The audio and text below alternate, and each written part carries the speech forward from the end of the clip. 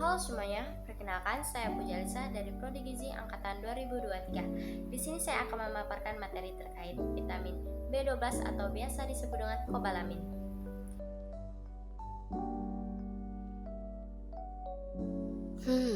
Apa sih vitamin B12 itu?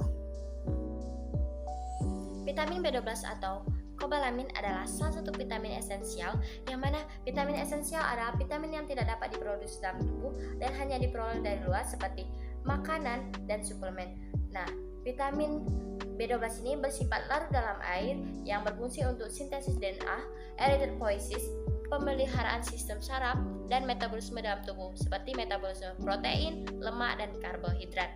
Nah, 2-4 mg vitamin B12 ini disimpan di hati, jantung, dan tulang sebagai transkobalamin.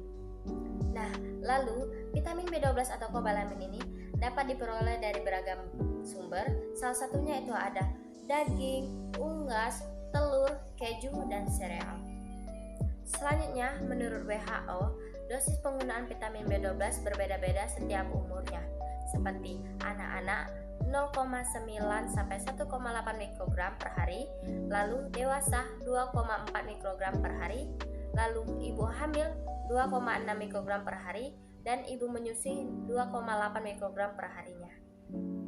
Nah, selanjutnya, apabila seseorang mengonsumsi vitamin B12 dengan dosis yang tidak sesuai, hal ini dapat menyebabkan beberapa dampak. Nah, dampak dari kekurangan vitamin B12 ini, yang pertama ada anemia.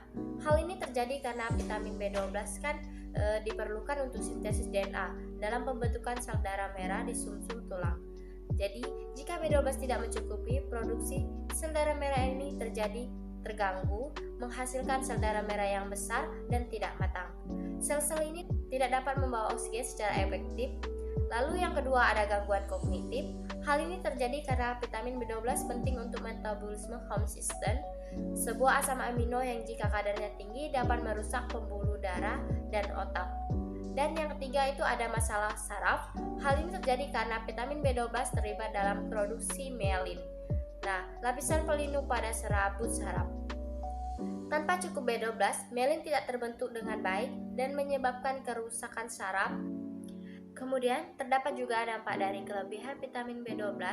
Yang pertama yaitu gangguan pencernaan. Hal ini kemungkinan besar disebabkan oleh respon tubuh kita terhadap beban metabolisme berlebihan atau sensitivitas individu terhadap suplemen. Lalu, yang kedua ada hipertensi. Hal ini terjadi karena peningkatan B12 secara berlebihan dapat mempengaruhi metabolisme nitrat oksida yang penting untuk relaksi pembuluh darah. Ketidakseimbangan ini dapat menyebabkan tekanan darah naik pada beberapa orang. Dan yang ketiga ada ruam kulit. Hal ini terjadi karena kelebihan B12 dapat memicu reaksi alergi pada seseorang. Nah, selanjutnya manfaat dari vitamin B12. Seperti yang kita ketahui, vitamin B12 banyak memiliki manfaat.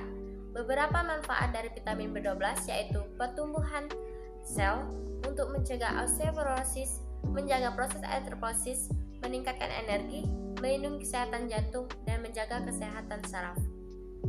Selanjutnya, metabolisme dari vitamin B12. Metabolisme vitamin B12 ini diawali dari mulut, yang mana ketika mengonsumsi makanan atau suplemen yang mengandung vitamin B12, kelenjar saliva akan memproduksi air protein. Setelah melalui mulut, ini akan menuju ke lambung. Di lambung, HCl dan enzim pepsin akan melepaskan ikatan vitamin B12 dengan proteinnya. Vitamin B12 yang bebas akan berikatan dengan air protein. Sel-sel parietal yang ada pada lambung akan mensekresikan faktor intrinsik atau IF. Setelah itu menuju ke usus halus. Di usus halus, ikatan air protein dan vitamin B12 akan dilepaskan oleh enzim protease. Kemudian, vitamin B12 yang bebas akan berikatan dengan IF. Kompleks IF dan vitamin B12 tersebut akan diserap oleh sel-sel pada bagian ileum, lalu diangkut ke darah dan diikat dengan transkobalamin secara intraseluler. Setelah dari darah, ini akan menuju ke hati untuk disimpan, lalu akan menuju ke jaringan tubuh untuk digunakan oleh sel tubuh untuk berbagai fungsi, seperti pembentukan DNA, pembentukan sel darah merah, dan fungsi sistem saraf. Baiklah, sekian video dari saya terkait pemaparan vitamin B12 atau kobalamin. Terima kasih sudah menonton.